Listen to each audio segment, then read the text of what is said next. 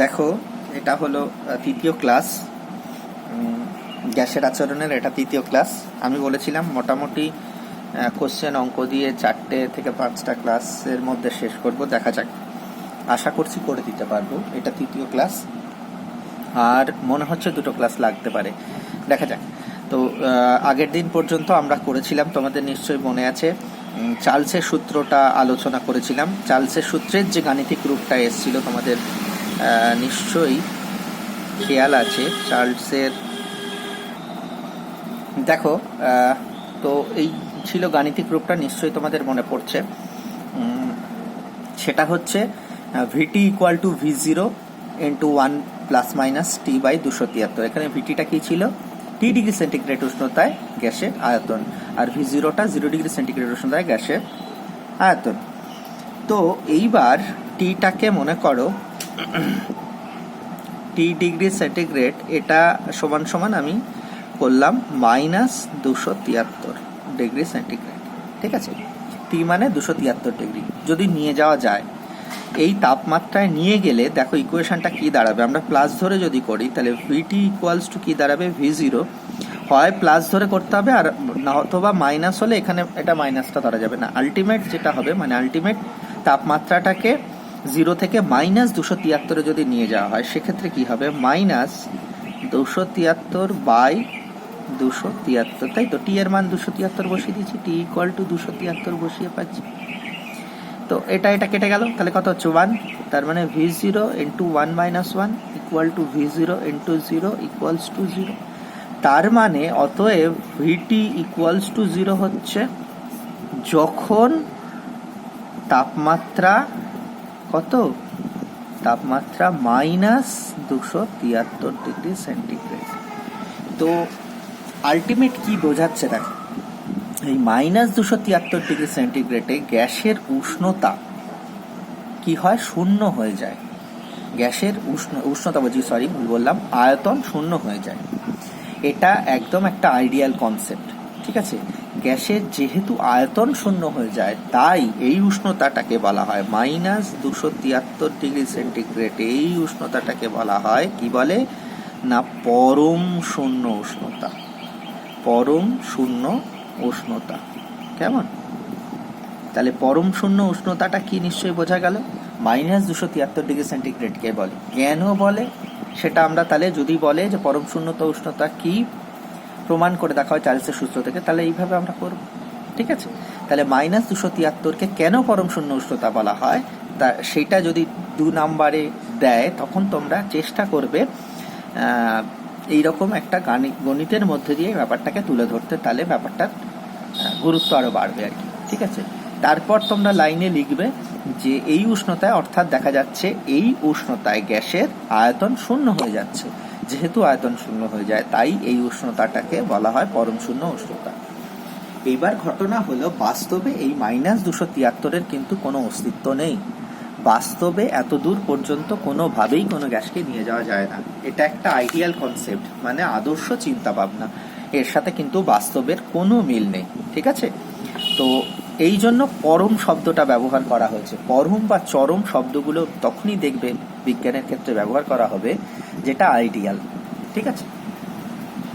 তো যেমন তোমরা পড়েছিলে নিশ্চয়ই ক্লাস 9-এ যে পরম গতি, পরম স্থিতি বলে কিছু হয় না, সবটাই আপেক্ষিক। তাহলে পরম ব্যাপারটা এখানে কিন্তু সেটা এক্সট্রিম, যেটা কিন্তু আইডিয়াল একটা কনসেপ্ট, ঠিক আছে? এটার বাস্তবতা নেই, আবারও বললাম। তো যাই হোক, পরম শূন্য উষ্ণতাটা কি জানা গেল। এইবার এখান থেকেই তোমাদেরকে একটা জিনিস জানতে হবে, সেটা উষ্ণতার পরম স্কেলটা কি। উষ্ণতার পরম স্কেল দেখো, উষ্ণতার পরম স্কেল, ঠিক আছে? এখানে 2টো স্কেলের ছবি আঁকা হচ্ছে। সেটা কি জিনিস দেখো, একটা সেন্টিগ্রেড স্কেল, যে স্কেলটা সম্বন্ধে আমরা খুব সহজেই জানি, হ্যাঁ, আর একটা হচ্ছে পরম স্কেল। দেখো এখানে কিছু পার্থক্য নেই, পার্থক্য একটাই জায়গায় আছে। এখানে যেটা -273 ডিগ্রি সেন্টিগ্রেড, সেটাই কেলভিন স্কেলে হলো 0 কেলভিন।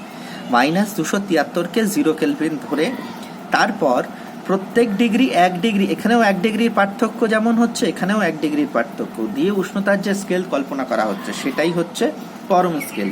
এইবার দেখো এখানে 0 কেলভিন, সেটা -273। এখানে যেটা 10 কেলভিন, সেটা এর সঙ্গে 10 যোগ হয়ে যাবে। এখানে 0 থেকে 10 কত অন্তর, 10-এর অন্তর। -273 থেকে 263 কতর অন্তর, 10-এর অন্তর। 263 থেকে 0, ঠিক আছে। তাহলে এখানে যেটা 0 সেটা হবে 273। এখানে শূন্যর সঙ্গে কত যোগ হয়েছে, 273 যোগ হয়েছে, তাহলে এখানে শূন্যর সঙ্গে 273 যোগ হবে। যেটা হলো 100 সেটার সঙ্গে সেটা কত হবে, সেটা 273 প্লাস 100 হবে, ঠিক আছে। তাহলে সেন্টিগ্রেড স্কেলে যে মানটা আমরা পাবো, অর্থাৎ ডিগ্রি সেন্টিগ্রেড, এটাকে সেন্টিগ্রেড স্কেল দিয়ে প্রকাশ করা হয়, আর কেলভিন স্কেলে কেলভিন ক্যাপিটাল টি দিয়ে কেলভিন স্কেলকে প্রকাশ করা হয়। এই দুটোর মধ্যে একটা সম্পর্ক আছে। সম্পর্কটা কিরকম, যদি তোমাকে ধরো কোনো তাপমাত্রা দেওয়া হয়, ধরো টি ডিগ্রি সেন্টিগ্রেড ইকুয়াল টু দেওয়া হলো 37 ডিগ্রি, মনে করো 37 ডিগ্রি সেন্টিগ্রেড তাপমাত্রা দেওয়া আছে, বললো এটাকে কেলভিন স্কেলে কনভার্ট করতে হবে। কিচ্ছু না, এটাকে কেলভিন স্কেলে কনভার্ট করতে গেলে তোমাকে কি করতে হবে, যে তাপমাত্রা ডিগ্রি সেন্টিগ্রেডে দেওয়া আছে তার সঙ্গে 273 যোগ করতে হবে। কারণ খেয়াল করে দেখো, এখানেও তাই করা হয়েছে। এখানে যেটা 0 ডিগ্রি সেন্টিগ্রেড তার সঙ্গে 273 যোগ করে এটা হয়েছে। এখানে যেটা 100, 273 যোগ করে কত হয়েছে, 373 হয়েছে। তাহলে যে তাপমাত্রা সেন্টিগ্রেডে দেবে সেটাকে কেলভিনে কনভার্ট করতে গেলে আমাকে কি করতে হবে, ক্যাপিটাল টি ইকুয়াল টু হবে 37 প্লাস 273 সমান কত হচ্ছে, 300 কেলভিন।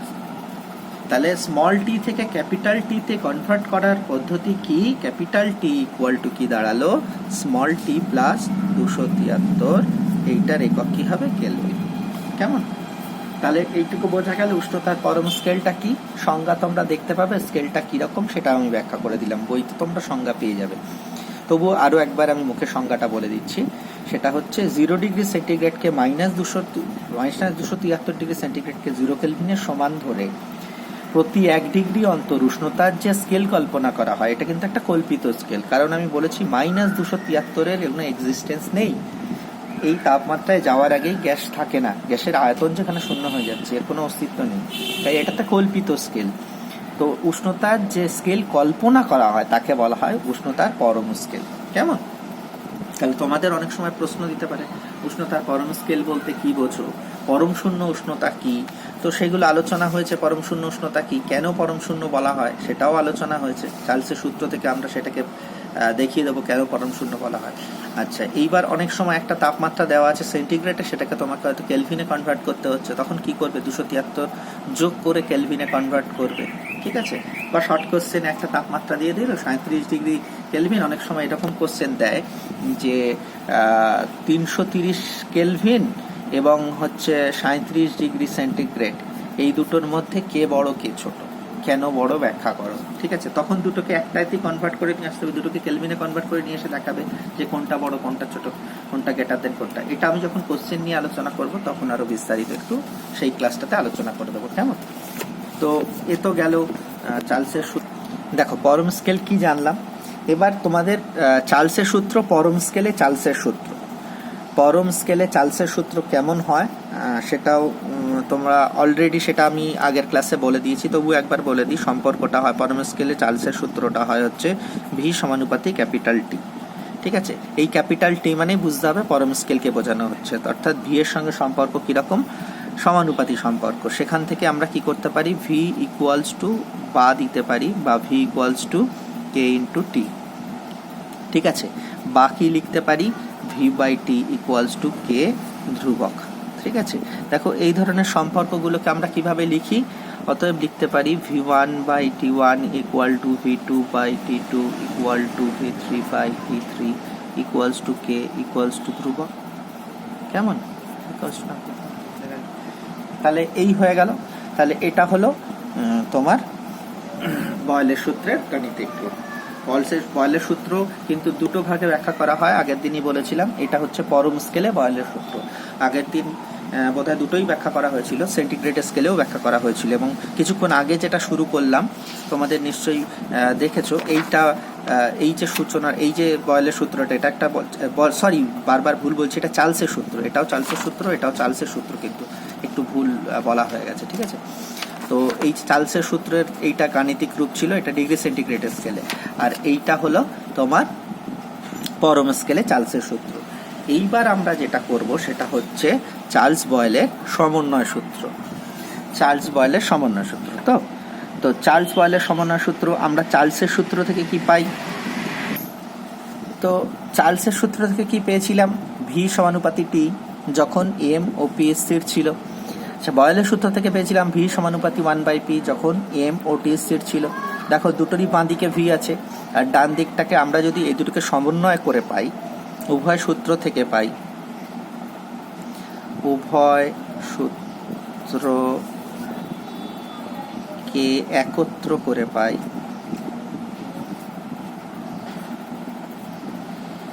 কি পাবো? ভি সমানুপাতি টি বাই পি, তাই তো?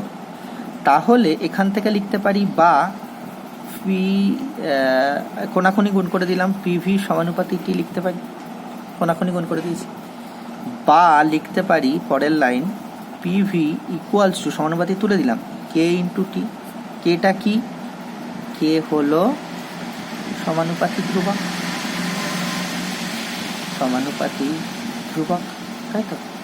আগেও আমরা ব্যবহার করেছি। তাহলে আলটিমেট এটাকে এরকম ভাবে লেখা যায় PV by T equals to K ধ্রুবক, গাণিতিক রূপ হয়ে গেল। তো PV by T equals to ধ্রুবক মানে সেখান থেকে আবার কি লেখা যায়? অতএব লেখা যায় P1 by V1 by T1 equal to P2 V2 by T2 equal to P3 V3 by T3 equal to K ধ্রুবক। লেখা যায় তো? তাহলে এই যে রূপটা, এটা কিন্তু গাণিতিক রূপ, এটা কিন্তু খুব কাজে লাগবে। আর এই যে ইকুয়েশনটা আমরা পেলাম, এবার এখানে একটা জিনিস বলার আছে অবশ্য এটার সঙ্গে, তাহলে এটা হলো চার্লস বয়েলের সমন্বয় সূত্র, ঠিক আছে? এইটা থেকে কিন্তু অঙ্ক আসে। আমরা যে কটা সূত্র আলোচনা করেছি সেগুলো দিয়ে একটা একটা করে অঙ্ক আমি করে দেখাবো। অঙ্ক কিভাবে করতে হবে সেগুলো সব আলোচনা করে দেবো, ঠিক আছে? তাহলে চার্লস বয়েলের সমন্বয় সূত্র হয়ে গেল। এইবার আমরা করব অ্যাভোগাড্রো প্রকল্প। দেখো এবার হচ্ছে অ্যাভোগাড্রো প্রকল্প। অ্যাভোগাড্রো প্রকল্প কি বলছে? অ্যাভোগাড্রো প্রকল্প বলছে গ্যাসের চাপ, গ্যাসের উষ্ণতা ও ভর স্থির থাকলে বলছে গ্যাসের যে আয়তন অর্থাৎ ভি সমানুপাতি হয় এন, অর্থাৎ গ্যাসের মোল সংখ্যার সঙ্গে, কতগুলো মোল গ্যাসের মোল বা অনুসংখ্যা আছে সেটার সঙ্গে সমানুপাতি হয়, ঠিক আছে? সেটা যে কোনো গ্যাসই হোক না কেন তার মোল সংখ্যা সমানুপাতি হয়। দেখো আমি দুটো ছবি আঁকি, ব্যাপারটা বোঝানো যাবে। যে ধরো এটা 1 নাম্বার পাত্র, এখানে কিছু গ্যাস আছে,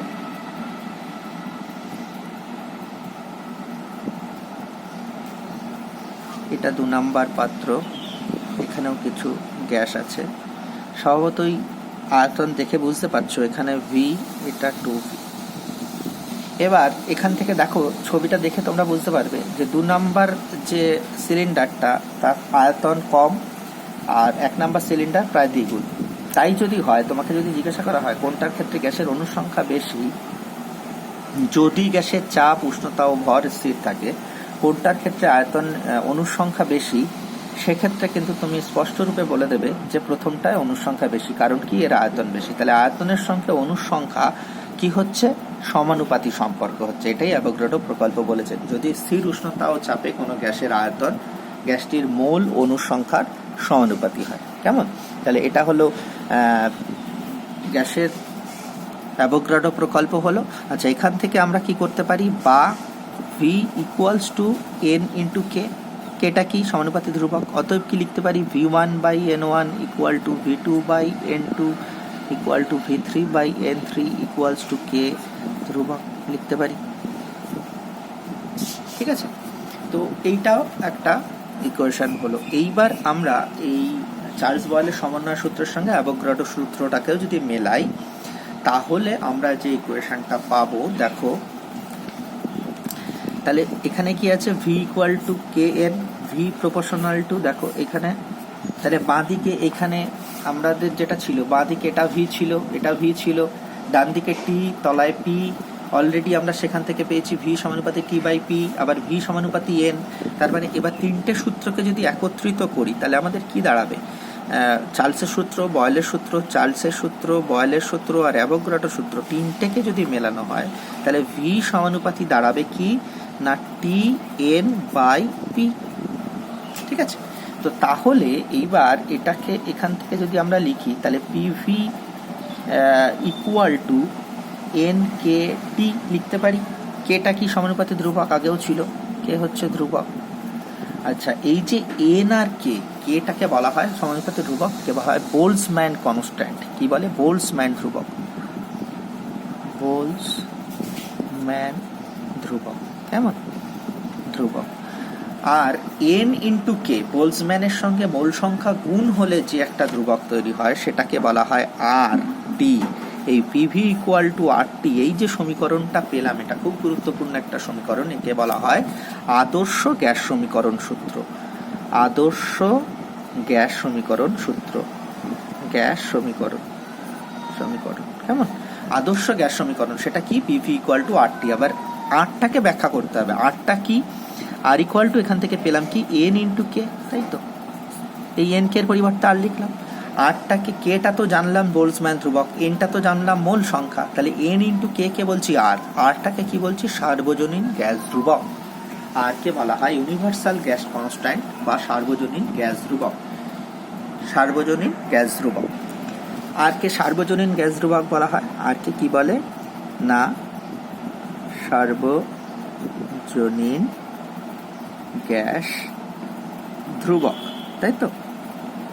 আচ্ছা, তাহলে আর হচ্ছে একটা ধ্রুবক রাশি যাকে বলা হয় সার্বজনীন গ্যাস ধ্রুবক। এইবার জানতে হবে আর এর একক। দেখো, আর এর একক যদি তুমি বের করতে চাও, আর এর একক বের করতে গেলে আর এর একক, তাই তো, আর এর একক, আর এর একক হলো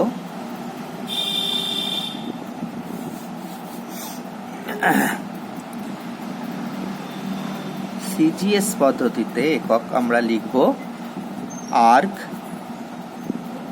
মোল ইনভার্স কেলভিন ইনভার্স। এবার এসআই পদ্ধতিতে কি হবে, আর্গের জায়গায় কি লিখব জুল, ঠিক আছে, আর্গের জায়গায় জুল, মোল ইনভার্স আর কেলভিন ইনভার্স, ঠিক আছে।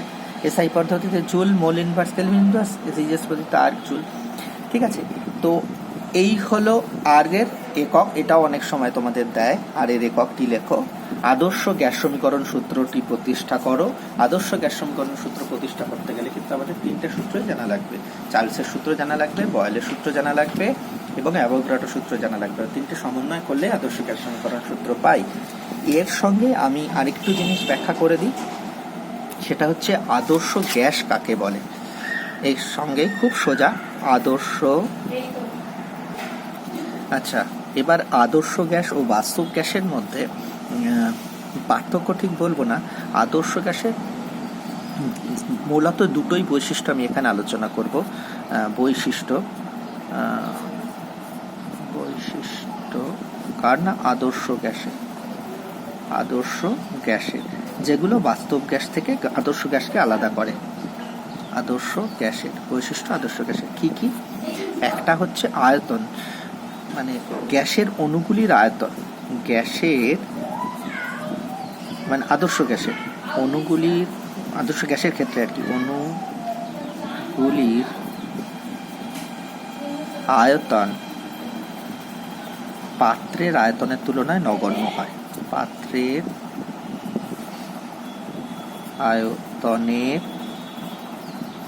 তুলনায় নগণ্য, এটা আদর্শ গ্যাসের ক্ষেত্রে ধরে নেওয়া হয়। কিন্তু বাস্তব গ্যাসের ক্ষেত্রে কিন্তু সেটা হয় না। যত কমই আয়তন হোক না কেন গ্যাসের অণুগুলোর, কিন্তু সেই আয়তনকে কিন্তু ধরে নেওয়া হয়। কিন্তু আদর্শ গ্যাসের ক্ষেত্রে কিন্তু আয়তন নগণ্য হিসাবে ধরা হয়। আর দুই নাম্বার কি না, গ্যাসের অণুগুলির মধ্যে কোনো আন্তঃআণবিক আকর্ষণ বল কাজ করে না। গ্যাসের অণুগুলির মধ্যে কোনো আকর্ষণ বা বিকর্ষণ বল নেই, ঠিক আছে। এই দুটোই তোমরা একটু মনে রাখলেই যথেষ্ট। এটা হচ্ছে আদর্শ গ্যাসের এই দুটো বৈশিষ্ট্য। এই দুটো বৈশিষ্ট্য কিন্তু বাস্তব গ্যাস মানে না।